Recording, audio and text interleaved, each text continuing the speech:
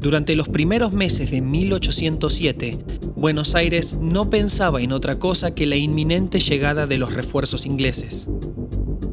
Pronto, la ciudad tendría que defenderse de un segundo intento de conquista. El pueblo eligió a Santiago de Liniers para que fuera él el encargado de preparar la defensa. El francés se había convertido en un genio organizador. En pocos meses, la ciudad llegó a tener listos por lo menos 9.000 hombres, todos amaestrados en el uso de las armas de fuego. Tras la capitulación de Beresford, la flota británica continuó en el Río de la Plata a la espera de los refuerzos que había solicitado a Inglaterra.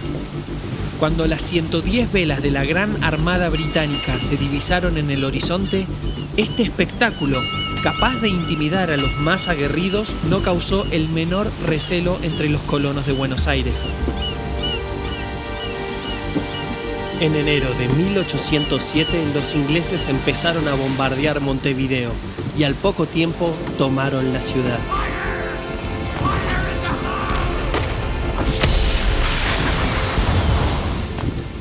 Desde allí preparaban la invasión definitiva de Buenos Aires.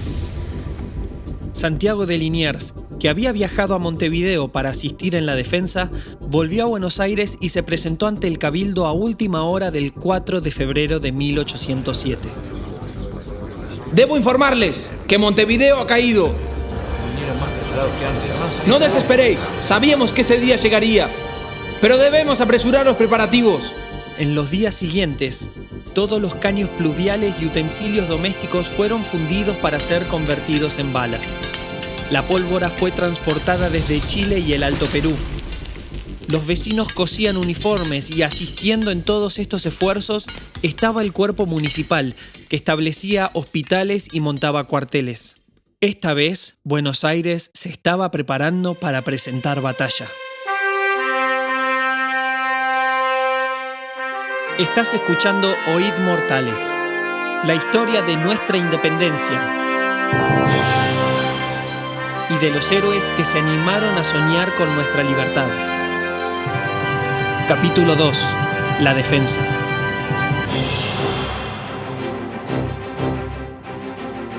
Los ingleses desembarcaban en las inmediaciones de la ensenada de Barragán, 50 kilómetros al sur de la ciudad, el 28 de junio de 1807.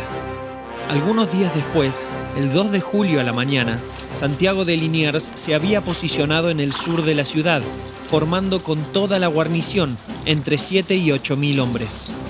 El plan era presentar batalla campal más allá de Barracas, al otro lado del riachuelo, y con el puente a sus espaldas, como si tuvieran la resolución de luchar allí hasta morir, pues de ser atacados no les quedaba más alternativa que caer al río. Los ingleses comenzaron a moverse hacia la ciudad, pero, inesperadamente, en lugar de enfrentar a los colonos, desviaron su curso. Iban a esquivar a Liniers e ingresar por el oeste. Don Santiago desesperó. ¡Debemos alcanzarlos! ¡La ciudad está desprotegida por aquel lado! Echó a correr con parte de sus tropas, que sufrieron una verdadera desorganización e inevitablemente se dispersaron. ¡No pueden ingresar! ¡Debemos alcanzarlos! Cansados y sin formación, los porteños se enfrentaron a los ingleses en los corrales de Miserere. La superioridad inglesa fue brutal. Los colonos se retiraron y los que podían volvían a la Plaza Mayor. Allí, el cabildo estaba en sesión permanente desde las vísperas del 2 de julio, liderado por Martín de Álzaga, el alcalde de primer voto, que ahora disponía cómo salvaguardar la situación. Poco a poco, algunos soldados derrotados iban volviendo a la plaza, desparramando noticias y rumores sobre lo ocurrido en Miserere.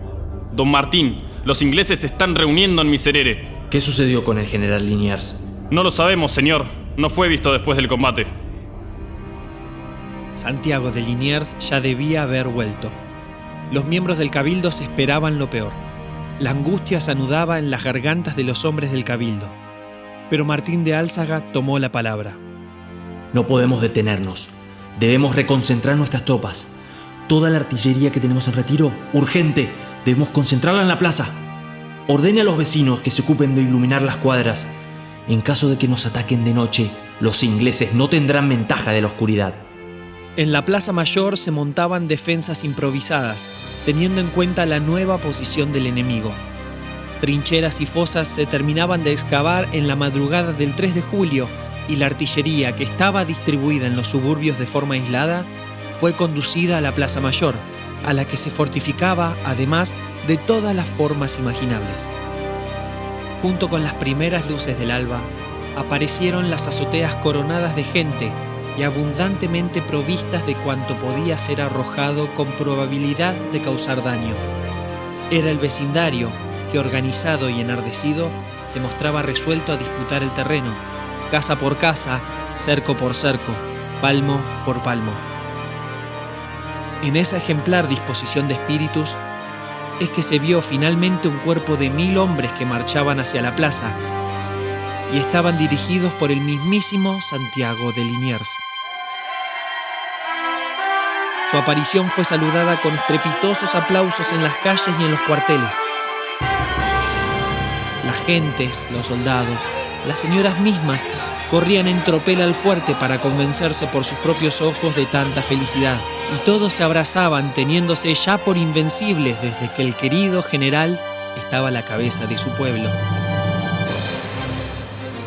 El enemigo estudió la mejor forma de ataque y se demoró hasta el 5 de julio para iniciarlo. Temprano a la mañana, 14 columnas inglesas avanzaron sobre Buenos Aires. El general Whitelock dio una orden a las tropas. Cada unidad marchará de frente por la calle que tenga por delante, hasta llegar a la última manzana de casas inmediatas al Río de la Plata. Tomarán posesión y en sus techos organizarán la fuerza para luego atacar la plaza. En cuanto empezaron a avanzar las tropas, la fortaleza dio los cañonazos de alarma. Sonaron las campanas dentro del perímetro fortalecido y ya se escuchaban los primeros tiros al norte, cuando apenas asomaba el sol en el horizonte. Había comenzado el asalto. El primer choque se dio en retiro. Fue un choque extraordinariamente reñido. Luego de 3 olas de ataque y sufriendo inmensas pérdidas, el general inglés Auchmuty tomó posesión de la Plaza de Toros, tomando como prisionero al capitán de navío Juan Gutiérrez de la Concha. El general Lumley, por su parte, atacaba por el centro. Había tropezado con una resistencia vigorosísima. Al penetrar en las primeras calles de la ciudad, no tuvo mucha oposición, pero la resistencia fue aumentando gradualmente, sumado a la lucha de los vecinos. Agua hirviendo, piedras y palos caían de las azoteas, a tal extremo que al llegar a las manzanas próximas al río, la situación de dicho general se hizo verdaderamente angustiosa. Mientras tanto, las columnas del sur de la ciudad sufrían una suerte similar. El general Crawford y el general Pack estaban muy internados en la ciudad y les resultaba tan difícil avanzar como retroceder. Pack intercambiaba palabras con Crawford.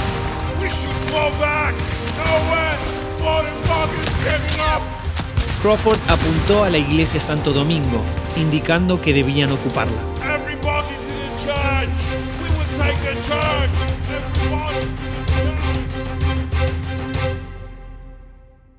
Pronto, por una pequeña puerta trasera, las tropas inglesas ingresaron al convento Santo Domingo. En su interior, el padre Miguel Ángel Silva estaba por decir una de las primeras misas del día, pues ese 5 de julio era día domingo. El sacerdote, espantado, se escondió en un confesionario. Padre nuestro que estás en el cielo, santificado sea tu nombre. Venga a nosotros tu reino. Hágase tu voluntad. Pronto decidió que sería mejor presentarse para intentar evitar que los ingleses ultrajaran la iglesia. Por favor, no destrocen el templo. Por favor, no lo destrocen. Oi, man. How do we go upstairs? No entiendo. No entiendo. We go fucking up, eh? No hablo, no entiendo ni...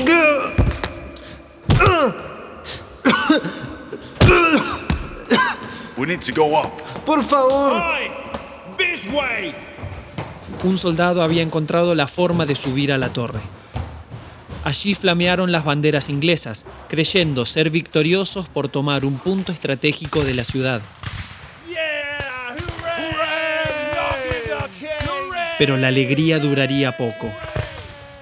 Liniers envió al general Elío y un cuerpo de 1000 hombres que rodearon el convento y disparaban y bombardeaban la torre. A los invasores les llovían las balas del norte, del sur, de todos los balcones, de todas las puertas, de todos los escondrijos de los alrededores, y los heridos caían desde lo alto de la iglesia en una proporción que horrorizaba. Aunque al principio se negaban, el general Pack y el general Crawford finalmente se dieron cuenta de que ya no había esperanza. Los tiros en la ciudad ya casi no se escuchaban y en todos los frentes los ingleses habían sido derrotados.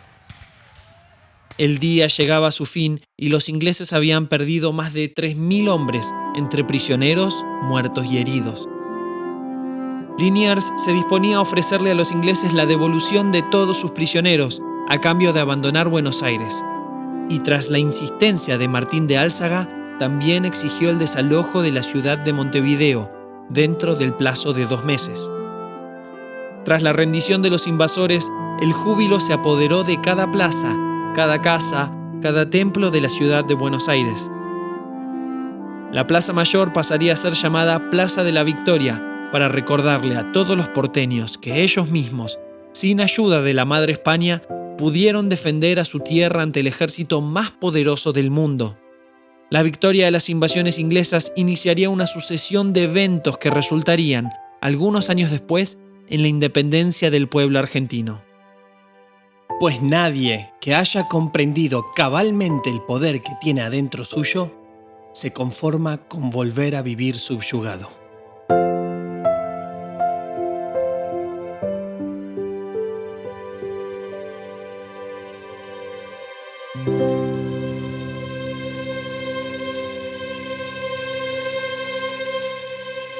Esto fue Oíd Mortales, un podcast producido y musicalizado por Ciudadano 21.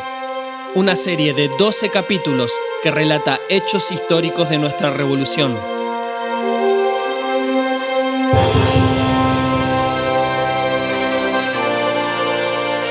Podés encontrar más información si nos buscas en las redes como Oíd Mortales Podcast. Gracias por escuchar y los espero en el próximo capítulo de Oíd Mortales.